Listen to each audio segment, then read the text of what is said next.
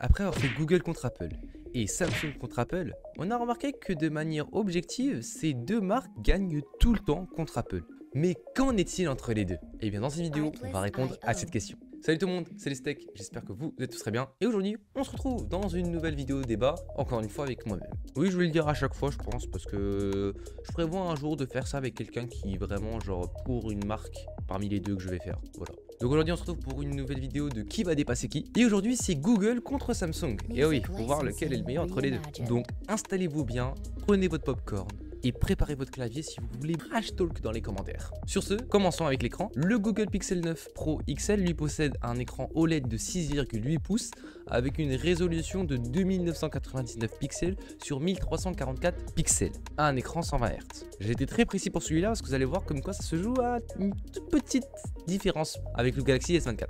Le S24 lui possède un écran AMOLED de 6,8 pouces lui aussi, mais avec une résolution lui par contre de 3120 pixels sur 1440 pixels. Et bien évidemment 220 Hz avec le support S Pen, donc ça c'est vraiment pas mal pour le tactile. Mais pour la légère différence de résolution entre ces deux téléphones, c'est le Galaxy S24 Ultra qui gagne cette manche. Donc c'est parti, passons au point numéro 2. Numéro 2, le processeur. Alors encore une fois, bah voilà, c'est malheureusement le problème avec les marques de téléphone, c'est que parfois ils sont assez flous sur leur processeur étant donné qu'en général ils les font eux-mêmes. Mais pour tout ce qui est Samsung et Google, on peut vraiment savoir le nombre de gigahertz, c'est pas plutôt intéressant de savoir ça, entre les deux téléphones. Pour le Google Pixel 9 Pro XL, on a un Google Tensor G4 octa-core de 3,1 GHz, mais le S24 lui possède un processeur octa-core lui aussi, mais de 3,39 GHz à sa puissance maximum. Donc cette légère différence, encore une fois, fait que le Galaxy S24 Ultra gagne à nouveau. Je sais pas si vous avez remarqué, mais ça se joue très serré entre ces deux téléphones.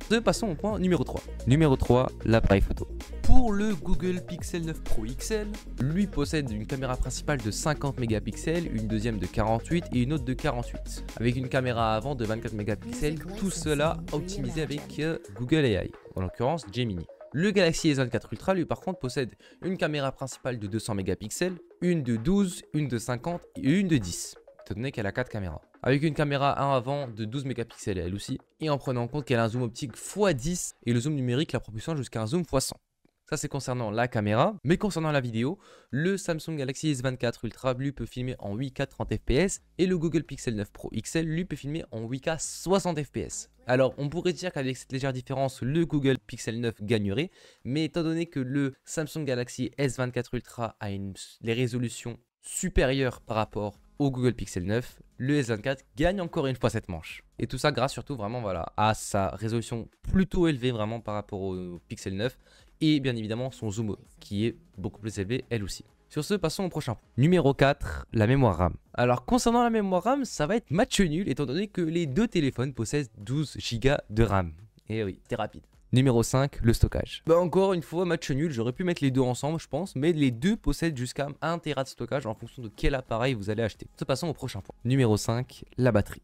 Concernant la batterie, le Google Pixel 9 Pro XL possède une batterie de 5060 mAh avec une charge rapide allant jusqu'à 37 watts. Et le S24 Ultra lui possède donc une batterie de 5000 mAh avec une charge rapide de 45 watts. Alors même si la charge est un peu plus élevée chez Samsung, ce sera le Google Pixel 9 Pro qui sera gagnant de cette manche, étant donné que même s'il charge peut-être un peu plus lentement, il permet une autonomie légèrement plus élevée. Alors c'est rien, mais ça compte. Numéro 6, l'OS. Alors, étant donné que les deux téléphones sont avec Android, tout dépend de vos préférences de l'organisation de l'OS. Le Google Pixel 9 est avec Android 14, avec tout ce qui est une interface très Google, très Googleisée si on peut dire ça, si on transforme ça en un verbe. Et le S24 a un aspect un peu plus Samsung, voilà, avec des applications Samsung par défaut et tout, avec One UI, si je voulais que je sois plus précis. Mais surtout, en fait, c'est que les deux OS sont adaptés en fonction de l'IA que les deux possèdent, donc Gemini et Galaxy AI. Mais franchement, là, sur ce point-là, si je peux donner mon avis subjectif, ce serait le Google Pixel 9 Pro qui gagnerait, parce qu'il a une interface Android beaucoup plus pure, vraiment, c'est très ouvert, on peut vraiment faire un peu ce qu'on veut dessus,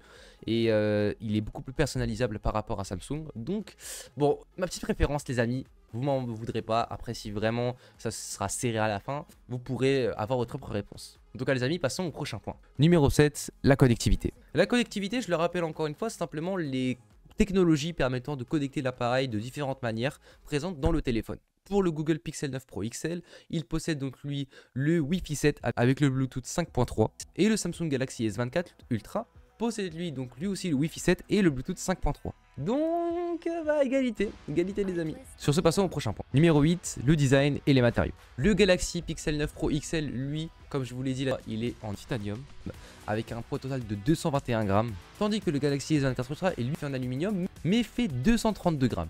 Donc quand même, 11 grammes de différence, ça joue. Par conséquent, donc c'est le Google Pixel 9 qui gagne. Désormais les amis, le dernier point, numéro 9, le prix.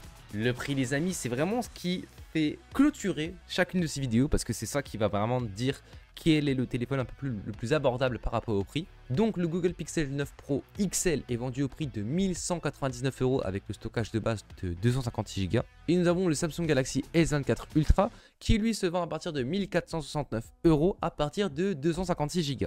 Par conséquent, le prix est pour le Google Pixel 9 Pro XL avec un prix beaucoup plus abordable. Désormais les amis, le verdict, le verdict. Roulement de tambour. C'est très serré. Je tiens à vous le dire tout de suite. Donc, si on va sur un point de vue objectif, le Galaxy S24 Ultra gagne avec un écran d'une qualité supérieure, une caméra qui a quand même 200 mégapixels, tandis que par contre le Google Pixel 9 Pro XL lui reste quand même assez avantageux au niveau du prix, de l'autonomie et de l'OS. Malheureusement, bon, c'est pas les éléments les plus importants. Alors c'est vrai qu'après dans le temps, le Google Pixel 9 Pro XL pourrait un peu plus durer que le S24. Mais voilà, après maintenant, je pense que c'est assez serré entre ces deux téléphones, je vais pas vous mentir. Vraiment, tout se joue sur... Génial, une de mes lights vient de tomber. Donc vraiment, tout dépend de vous les amis, vraiment c'est par rapport... Là, je trouve que ce qui rend les trucs très serrés, c'est vraiment l'OS, la batterie et franchement le prix, ça dépend combien vous êtes prêt à mettre pour un téléphone. Moi personnellement je pense qu'entre les deux, si je devais acheter un téléphone, je prendrais largement le Google Pixel 9 Pro XL. Parce que connaissant Google, je pense que vraiment ça peut durer dans le temps s'ils veulent vraiment mettre les mises à jour dessus. La caméra reste, je trouve, supérieure parce que là d'un point de vue objectif, c'est vrai que sur le papier bah, ça rend...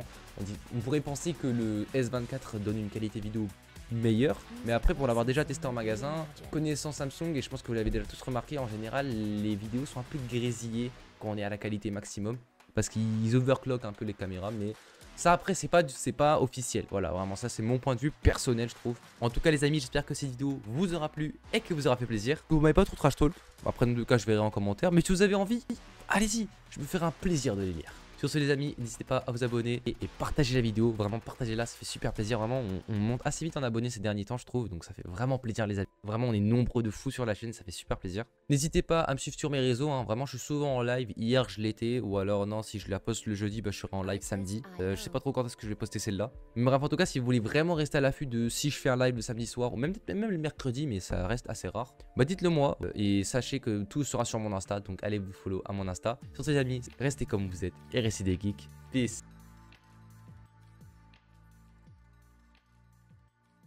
Music licensing reimagined.